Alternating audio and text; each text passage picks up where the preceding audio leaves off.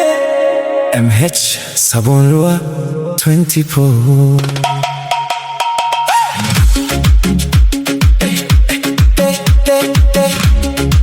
Na shiga makaranta, so gani a jin farko, ina tare da ke har abada masoyiyata.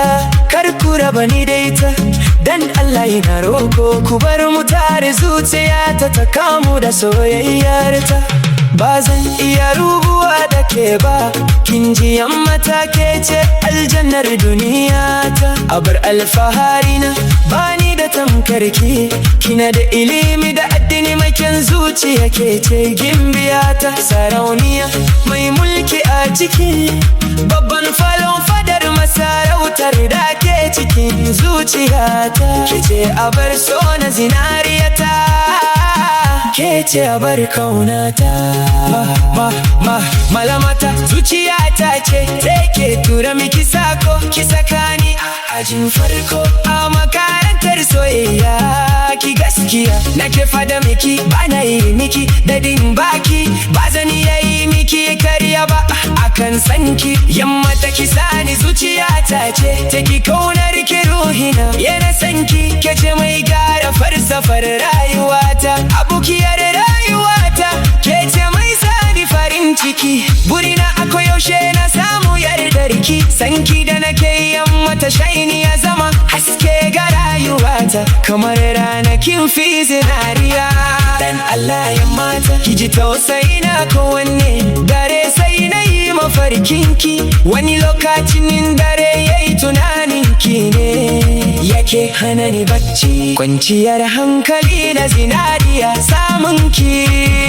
Kina ke yi wasatar kallo, ki rubuta mini kalmar so a alo. Mai kyawun zuciya mai farin idanu, kina da salo. Bai haska alkibila ta ako ina zan kare mutuncinki, ina baki tabbacin wallahi budurwata.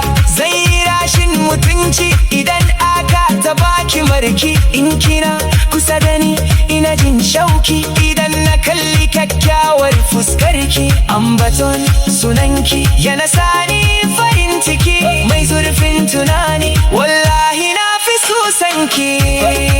Makarantar so tana da yawa ga tayin dalibai, mai aji da yawa kala da kala, basu da sauki kuma ba a yi musu mai. Makarantar so bata duba matsayi ko kudi ko ilimi da talauci ko mulki ko tarin mukamai. Wani idan makarantar so ta yi masa sauki, sai ya koma kamar rago ya kasa yin komai.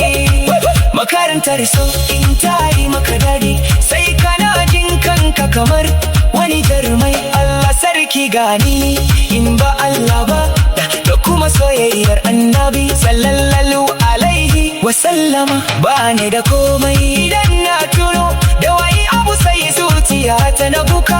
Duk jikina sai ya mutu, gabobi na su yi sanyi kamar wani mara lafiya, duk akan soyayyar ki.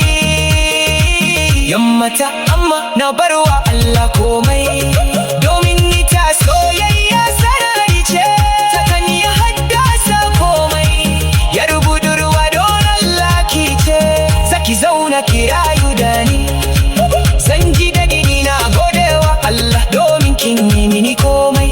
Yammata ke ce wacce na bawa dukkan girma da mukamai. Makarantar so yammata ba zan daina sanki ba, budurwa ta sanki ban san ranar dainawa ba.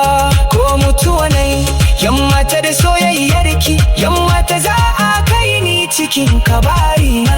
Ki so ni kamar yadda na soki, yar budurwa ta zan nuna miki gata. Zan yi miki wanki kuma nai miki shara. Hausawa sun ce da sanyin safiya a te kama fara. Yammata ki fahimta ina da kyakkyawar manufa a kanki. Bani da karfi, bani da wata dabara, mai yin soyayya ku kira shi jarumi ko bari son shekara. Shi so kamar yaki yake sai da dabara, ita soyayya ba ta san tsoro ba. Mai dadin suna kof a cikin tasbihi na sunanki ne ke kira. Wanar kyau da hasken fuska, kina da sanyin murya kamar kankara. Ba za a samu irin ki ba ko a cikin birni da karkara.